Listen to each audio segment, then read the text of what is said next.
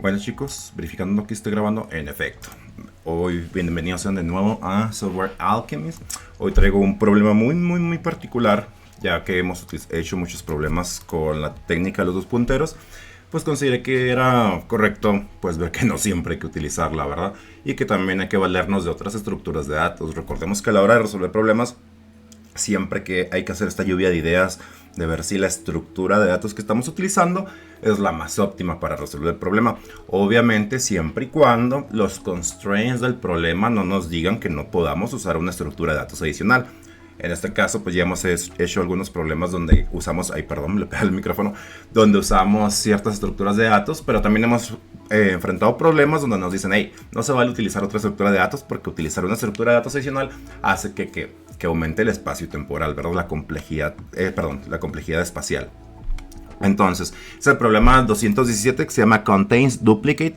Si se fijan, es muy parecido a lo que al problema de remover duplicados. ¿Sí? Habíamos hecho un problema anterior donde nos pedían que dentro de un array ordenado removiéramos duplicados. Este no es el caso, a pesar de que este no está ordenado. Vamos a leer la descripción. Dice, dado un array de números enteros, regresa true y si cualquier valor de este arreglo aparece por lo menos dos veces en el arreglo, y regresa falso, return false, if every element is distinct. So, aquí nos ponen nums 1, 2, 3, 1. Devolvemos true porque el 1 aparece al inicio y al final.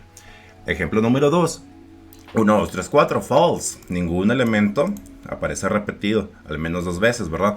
Y pues muy obvio, ¿no? Te vuelves true porque el 1 aparece dos veces, 3, etc. Entonces, ¿cómo vamos a solucionar esto? Una de las aproximaciones más sencilla que podríamos tener, si lo analizamos, voy a utilizar esto para escribir. Imagínense el primer ejemplo, que es 1, 2, 3, 1, ¿no? Nosotros podríamos posicionarnos aquí, en la primera posición, con la primera variable iteradora, sí, la que en este caso es la i, no de un bucle for.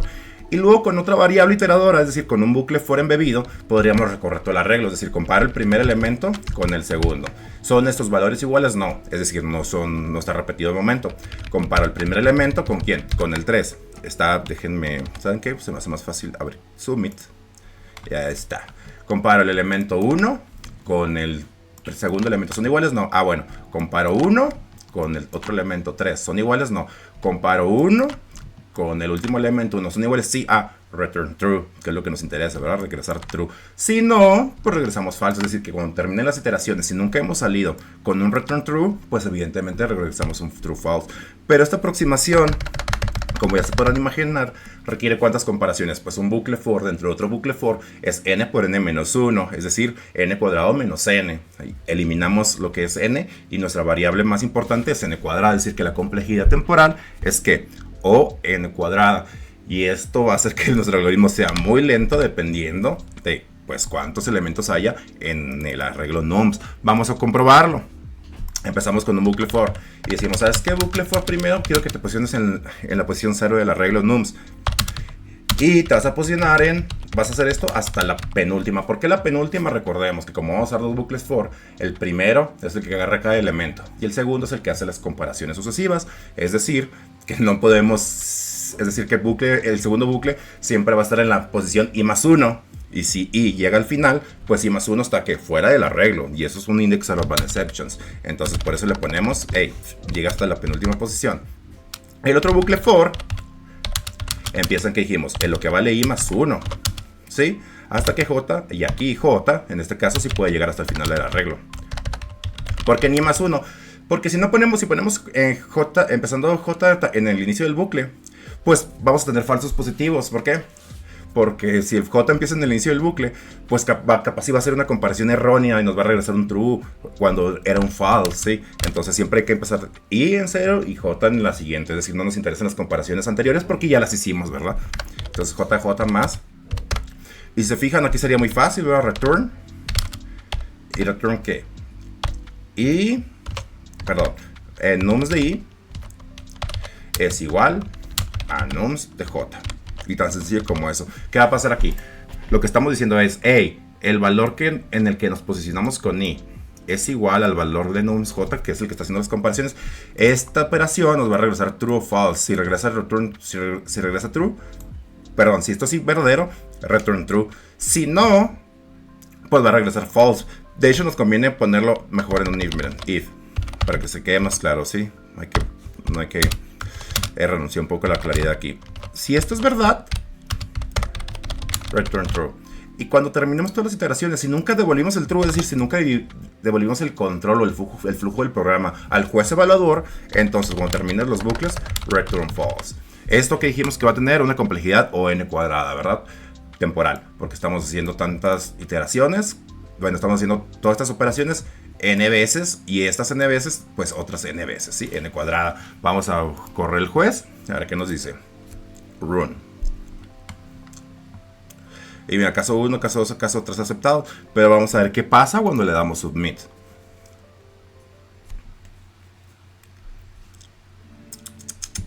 Opa, time limit exceed.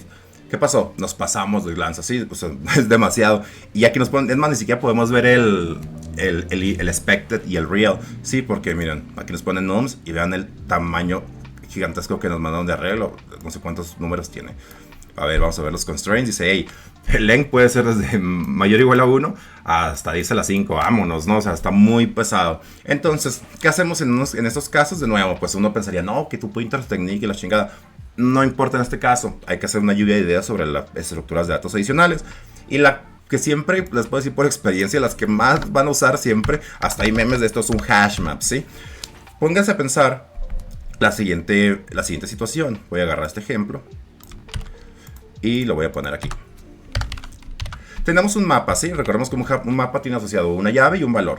Entonces, nos paramos en el primer valor y lo ponemos en el mapa. Es decir, que su llave es 1 y su valor es 1. Así tal cual. Valor y llave van a ser lo mismo. Pasamos al segundo elemento y ahora tenemos el valor, bueno, la llave y su valor. Y luego el tercer elemento. Y van quedando así, ¿verdad? Y luego estamos repitiendo la llave. Es decir, que nosotros necesitamos recorrer el arreglo y preguntarle al mapa, oye, contains key, es decir, esta llave ya la había puesto anteriormente. Si el resultado es true, hey, pues return true, vato, sí, porque hemos detectado que ya tenemos un elemento que apareció al menos 2 veces en el hash map, sí. En este caso fue aquí, y ok, pero siempre les digo, hay que preguntar primero al mapa, hey mapa, ¿tienes esta llave? Si el mapa devuelve un sí, pues ya no, ni pedo, ya estuvo, return true de la función, que es lo que necesitamos regresar, un boolean, un true y se acabó. Y si no, pues ponlo. Es decir, si nunca habíamos pasado por aquí y le preguntamos al mapa que si tiene el 1, si la respuesta es falsa, pues ponlo, asóciame el 1 al 1 y ya lo tenemos registrado en la estructura de datos. Entonces vamos a reducir que la complejidad a o n, porque nomás requerimos que hacer un recorrido de el arreglo, en el peor de los casos, pues de todas sus posiciones. Y en el mejor de los casos, pues lo encontraríamos en la segunda posición, ¿no? Un 1 y luego un 1, como en este caso, ¿verdad? Este array, por más largo que sea, al momento que llegamos a la segunda posición, y el 1 ya había estado registrado previamente, ya habría sido registrado previamente, entonces pues ya devolveríamos un true y ya ni para qué hacer las demás comparaciones. Pero recordemos que en el análisis asintótico, al menos de Big O, contemplamos el worst scenario, es decir, el peor escenario sería que el elemento duplicado estuviera donde, en la última posición. Entonces pues ya se lo saben, ¿no? Hash map, bueno, la poner, sí, hash map, map. ¿Y qué? Son integer, tanto el valor, tanto la llave como el valor. La voy a poner map y new hash map. Y aquí nada más voy a dejar el daemon operator así. Déjenme cierro esto para tener un poco más espacio para maniobrar. ¿Listo? ¿Se ve bien? Sí. Y ahora nos quitamos de pedos, decimos, hey, empieza en la primera posición y hasta aquí llega que, pues hasta la última, ¿sí? Aquí ya no tenemos otra variable con la cual comparar, entonces no nos interesa llegar hasta la penúltima. A cada paso quiero que i suba un valor su posición y aquí es donde preguntamos, hey, si el mapa.contains key, ¿cuál es la llave? Pues el valor de i, ¿verdad? Bueno, en este caso nums de i. Si contienes este valor, if map contains key, entonces return true, porque ¿qué? Significa que ya lo hemos visto. Pero si no entras a este if, vamos a poner un else,